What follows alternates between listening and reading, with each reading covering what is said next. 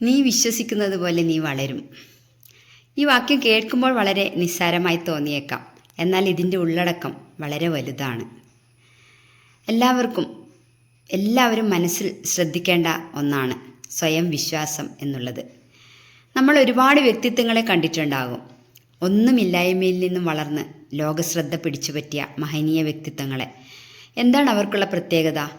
ശ്രേഷ്ഠമായ വിദ്യാഭ്യാസമോ വലിയ സമ്പത്തോ ഒന്നുമല്ല, അവരുടെ മനസ്സിലുള്ള വിശ്വാസമാണ്. അതാണ് അവരുടെ പ്രത്യേകത. നമ്മുടെ ഉള്ളിലേക്കൊരു നോക്കിയാൽ മതി. ഒരുപാട് കഴിവുകളുള്ളവരാണ് നമ്മൾ. എന്നാൽ നമ്മൾ നമ്മളെ തന്നെ നിസ്സാരരാക്കി കണ്ട് തോറ്റുപോകുമോ എന്ന് വിശ്വസിച്ച് തോറ്റുപോകുന്നു.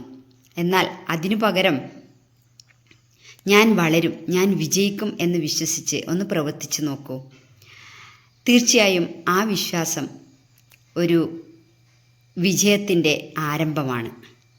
കാണാനോ കേൾക്കാനോ സംസാരിക്കാനോ കഴിയാത്ത ഹെലൻ കെല്ലർ ലോകപ്രശസ്തിയായ എഴുത്തുകാരിയായതുപോലെ ഇന്ത്യയിലെ ഒരു സാധാരണ ചെറിയ ഗ്രാമത്തിൽ പിറന്ന് doctor APJ Abdul Kalam sir നമ്മുടെ രാഷ്ട്രപതി ആയതുപോലെ വിശ്വസിക്കൂ. ആ വിശ്വാസത്തിൽ ഉറച്ചു നിൽക്കൂ. ആ വിശ്വാസം നമ്മുടെ വിജയത്തിൻ്റെ വിത്താണ്. നന്ദി.